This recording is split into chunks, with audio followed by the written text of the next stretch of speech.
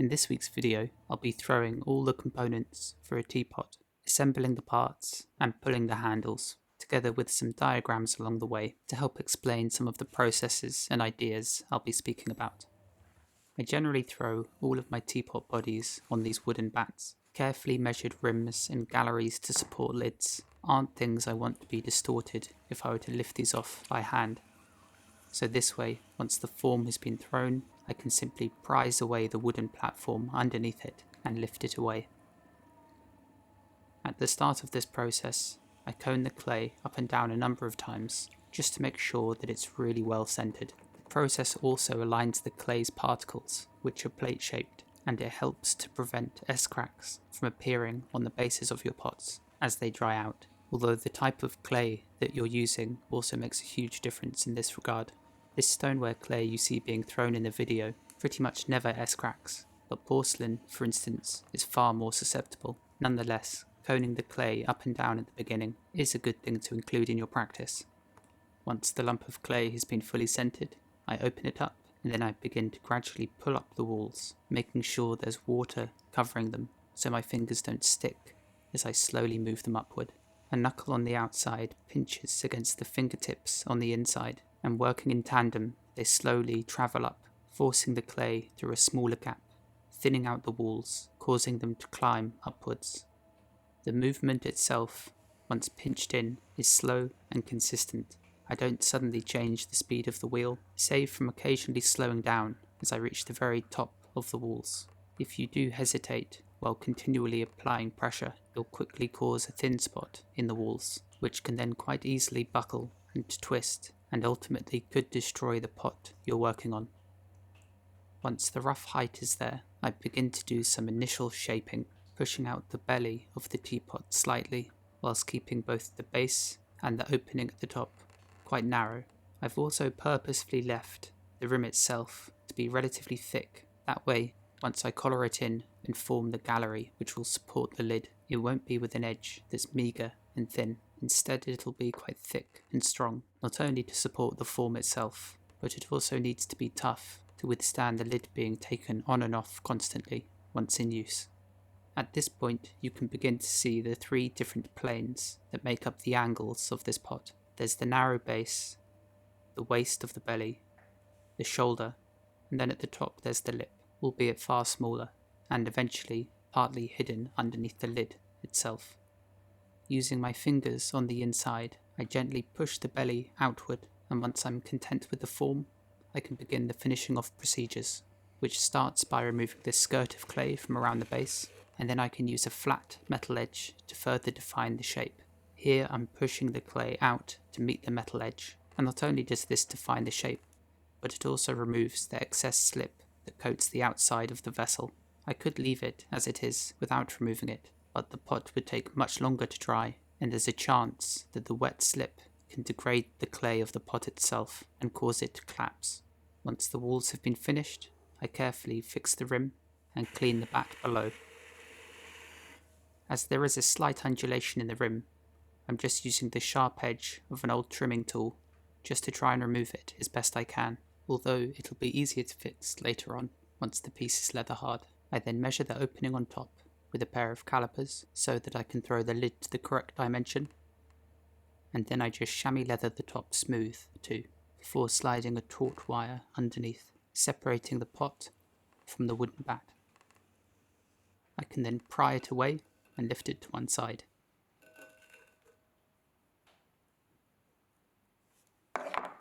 Next, I can move on to throwing the lids. I start by readjusting my calipers, so instead of measuring the internal diameter from the inside, they measure it from the outside. And I also give myself an extra millimetre or so, just to provide me with some extra material to work with, as I'd rather have to trim away more and get a perfect fit, as opposed to having too little material and a lid that doesn't fit right. The lids themselves are very easy and quick to throw. I use very soft clay, so it's easily manoeuvred and squashed down into a disc-like shape, as these lids will be quite flat and wide once finished, and without any knob or handle. It's the overhang of the lid itself which you use to lift it off. I then create a hollow in the centre and draw the clay outward and use my dexterous thumb to compress the bottom. and shape it too a little bit, although I find it easier to do the detailed work here later once the piece is leather hard. I then separate the outer wall into two sections. One becomes the locating flange in the middle, and below that is the horizontal section that'll sit on top of the teapot. I then check this with my calipers, and if it's too large, I can just push it inward carefully. And then check it again. Once it's right, I can begin to clean up the form and get it ready to remove from the wheel. I remove the excess slip, and then I use the sharp edge of a metal kidney just to define these areas, and again to remove the excess slip off of the outside surface. And it certainly isn't perfect at this stage. I'll be trimming practically every surface of this lid, so it doesn't matter if it's a little bit messy here and there. What matters most is that the dimension of the flange is correct, as otherwise it won't fit the pot it's been thrown for. Then, as always, the piece is wired through and lifted away. The final part to make for these is the spout, and if it's a new teapot I'm making, a new shape, I'll generally make a few extra spouts just in case. They're quick to throw, and I'd rather have some choice when attaching them. As always, the clay is thoroughly centered, and then I throw it into a slightly conical shape.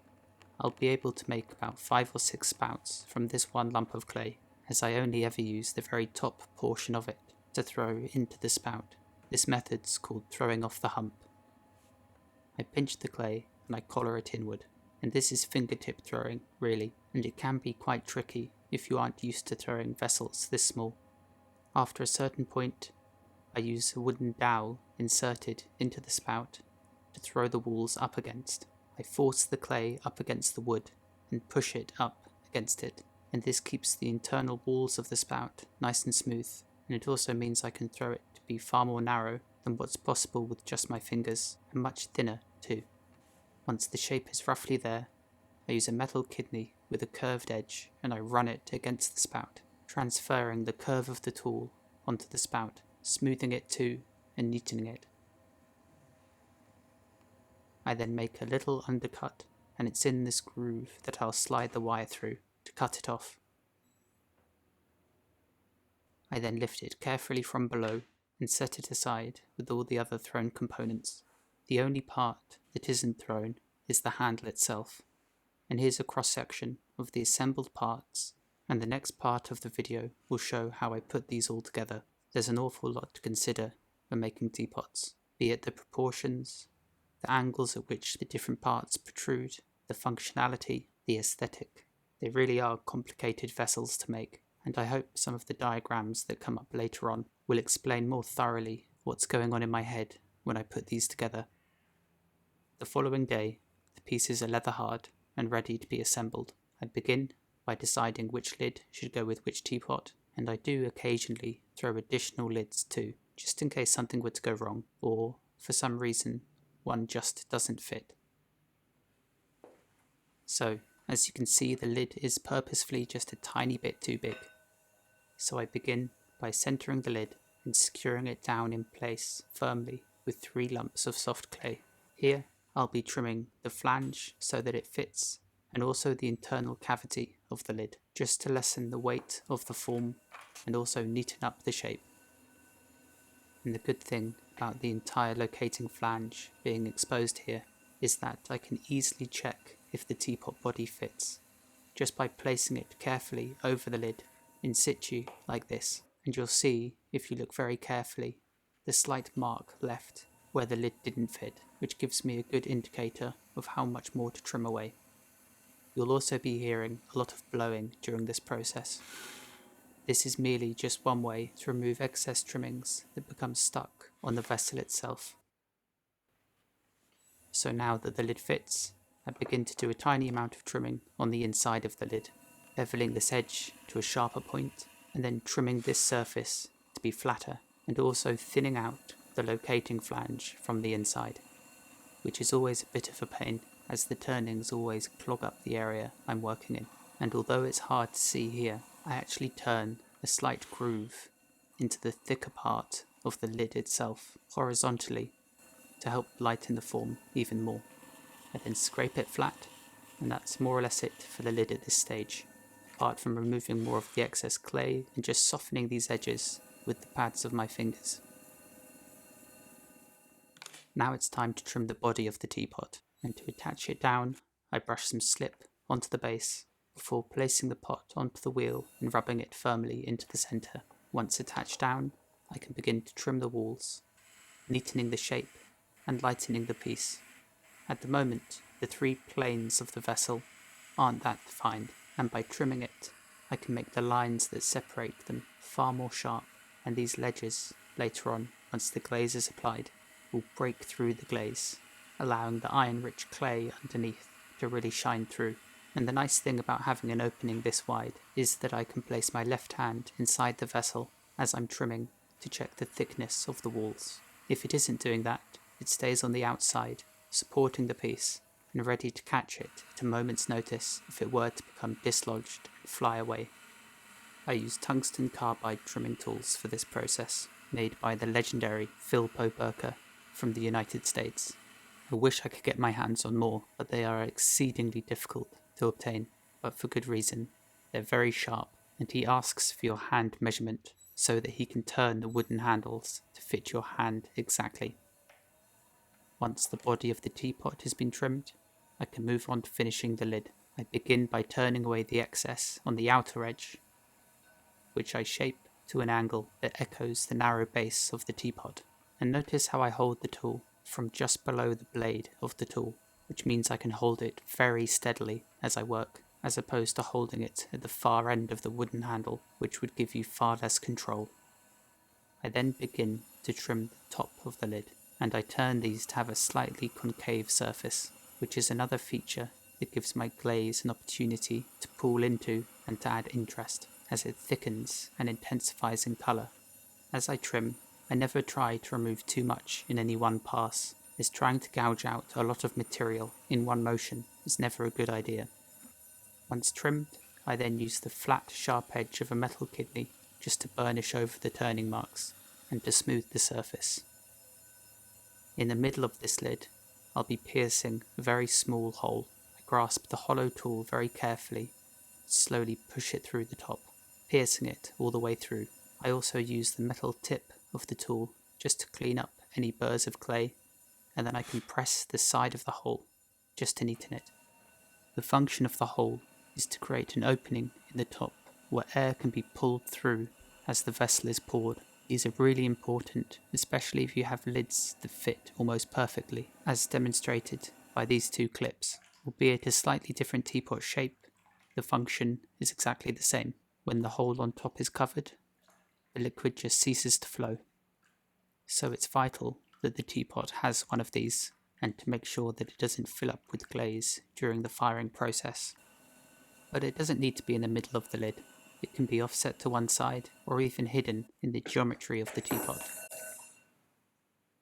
Next, I turn the lid upside down to clean up the exit wound from where the hole was pierced, which I do with a very tiny trimming tool and the curved edge of the hole piercer itself. Next, I remove the stuck down teapot from the potter's wheel and place back down my lid, which will act as a chuck so that I can trim the base of the teapot really easily. Once again, I secure it in place with 3 pieces of clay, and then I take the teapot body and place it over top, and find the sweet spot where it's most centered. I then place my nylon spinner on top and push down through it, which pins the body of the teapot down as I trim the beveled edge and the base. Once again, just neatening up the form and smoothing over the thrown surfaces. I then just burnish these areas quickly with the flat edge of a metal kidney, pressing in those coarse specks of sand back into the stoneware clay, and then I push in my maker's mark, my little F for Florian, obviously. Now that the body and lid fit together, it's time to attach the spout, which I'd say is arguably the hardest part. I place a wear board over my wheel on which to work on, and then fetch a spout I deem appropriate for the teapot. I use a wire to slice through the spout at a very specific angle, one that means that the spout will spring up and away from the teapot at approximately a 45-degree angle. Now, let's discuss spout placement. First and foremost, as per the diagram, the spout needs to come up to a certain point that's more or less on the same level as the bottom of the lid. This way, you can fill the teapot up almost entirely without it spilling prematurely out from the spout. If it's too low, like this diagram shows, the teapot will start to leak tea well before it's full. Not only that, but visually, something's now been lost. There's symmetry between the handle and spout, and it almost begins to look quite clumsy, and I thought I'd include this final diagram as an example of what to avoid, as I do see some forms like this around. So not only is the spout too low, meaning that you can barely fill it up halfway without the tea spilling out, but the opening of the spout itself is also slightly too large, meaning that the tea, instead of jettisoning out quite vigorously, will instead sort of dribble and flow out. And lastly, you can see that it's almost protruding at a horizontal angle, which again creates a sort of visual conflict, and it begins to not even look like a teapot. So this is the angle I go for, which is about a 45-degree angle, and the tip of the spout also comes up to a high enough level so that you can fill up the vessel fully without it spilling out early. And I do want to say that there are, of course, exceptions to those rules. There are brilliant potters who make teapots with spouts that protrude at all kinds of angles, and they don't necessarily have a relation to the handle opposite them, but they will still be totally functional. There are ways around everything, and ultimately the joy of ceramics is that it's such a versatile craft. But hopefully, this set of rules and these diagrams will help out those new to the craft, or to those who are just learning to make teapots. I certainly don't consider myself to be a master yet. These are just some of the tips that I've learnt over the last decade. I then spend a moment or two carving away some of the excess clay from inside the spout, just so there's ample room for the drainage holes to exit into. I also take this moment to make sure that the angle at which it joins is just right. Then, to smooth off the interior, I use a sponge on a stick, and I just rotate it in place like so, which makes it perfectly smooth, and also dampens the clay somewhat, which will make it easier to attach later on. Sponging the clay like this does create a rather coarse surface, as the soft clay is worn away, leaving the specks of grog and sand present. So once I've finished sponging, I use my finger and the smooth edge of this hole piercer just to burnish over the clay and smooth it again. I then lightly position it on the teapot and check it against the mirror that's opposite me to ensure that it's protruding at the correct angle and sits relatively flush against the teapot. I also make sure that the spout tip is level with just below the gallery of the vessel. Then I take a sharp potter's needle and I score all around it. So now I have the area in which I need to pierce the holes. I do this by eye, one by one, starting with the middle row and then doing those either side. When I pierce these, I'm doing so at a slight angle. They aren't being drilled horizontally. Instead, I try to echo the angle of the spout, and I'm not sure if this makes a huge difference. If the vessel had thicker walls, it might. The idea is that the holes are angled in more or less the same direction as the spout is pointing. But I take my time, and even though these holes won't be easily seen once the spout has been attached and they're partly hidden, but I still like to know that they were carefully done and not just pierced in a random, unorderly sequence. Care and attention when making pottery needs to always be there, even if you can't see it.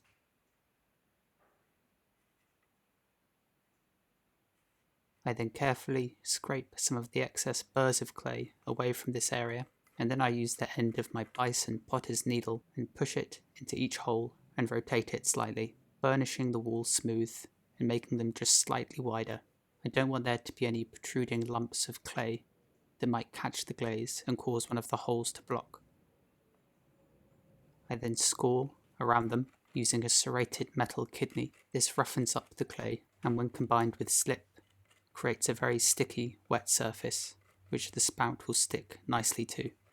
I brush slip on all the way around, and slip, I should mention, is the same clay that the teapot was thrown from. only it's been watered down significantly.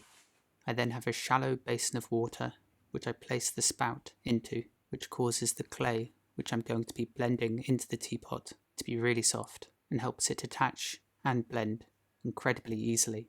Although you do need to be careful and not leave it in the water for too long, otherwise the clay can begin to disintegrate and you'll have an even harder time attaching it. Once it's stuck in place, I then carefully blend that soft clay into the body of the teapot. In some areas I need to remove some of it so that visually the spout flows nicely into the body. And this can take some time, especially as I don't want to interrupt the line underneath on the waist of the teapot. And once it's roughly attached all the way around, I'll go back to using the sponge on a stick to fettle over these areas and to smooth over the smearing marks.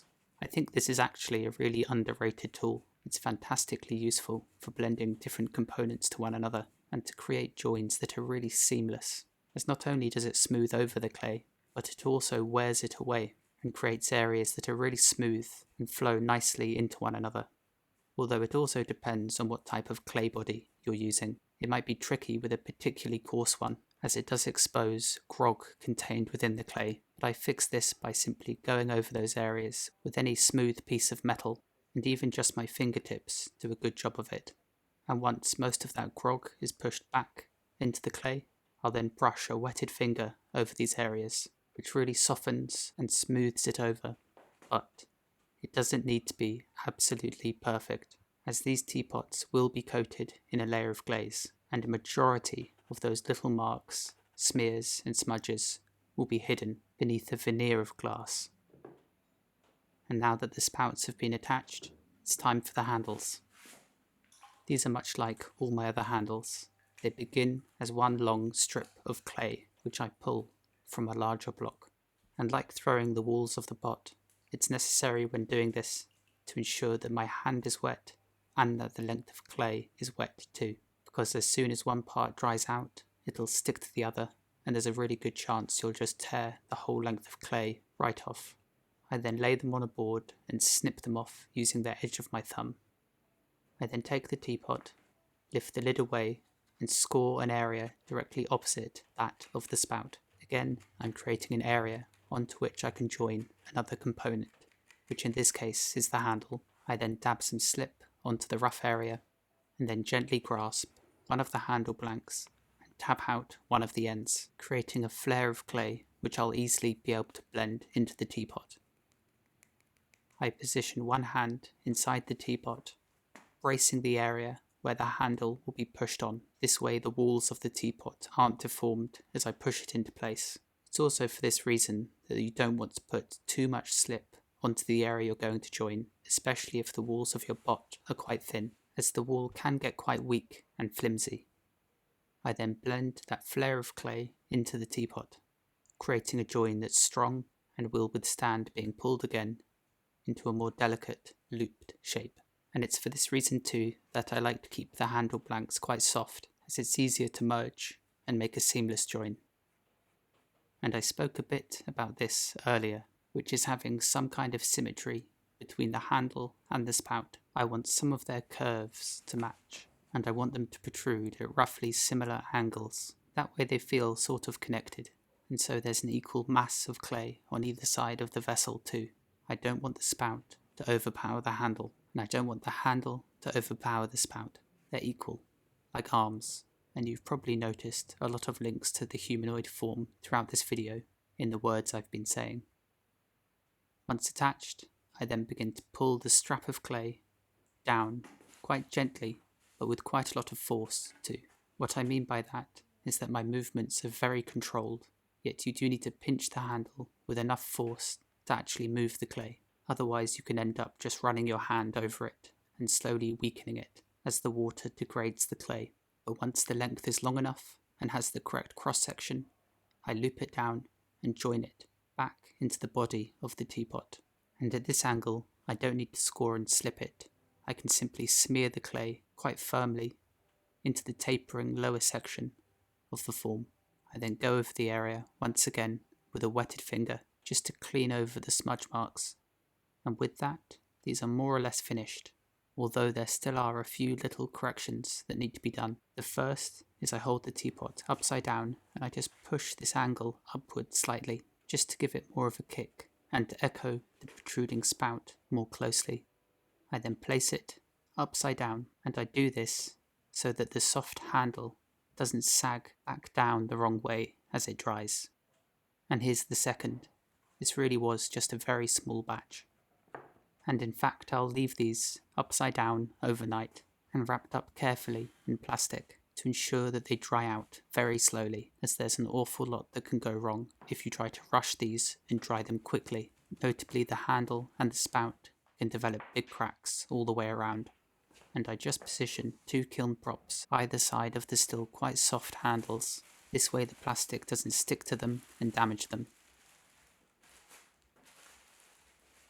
The following day, I'll unwrap them and I'll just do a tiny amount of cleanup on the base. Throughout the entire process of attaching the spout and pulling the handle, I move the vessel around quite a lot, and in doing so, the base inevitably picks up a tiny amount of damage. So now both the handle and spout are leather hard. I can hold them and maneuver them a lot more easily without risking any damage to those protruding components. And here's the slight damage on the base, which is focused mainly on the outer diameter. So I simply place the teapot back onto the wheel upside down and go over the beveled edge with a metal kidney or a tiny trimming tool.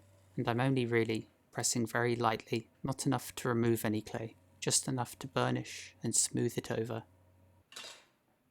I can then remove the teapot, and I do the same thing on the top of the lid, just cleaning over those areas where it's been in contact with the metal. And that's the teapot complete, although I do still need to dry these out very carefully.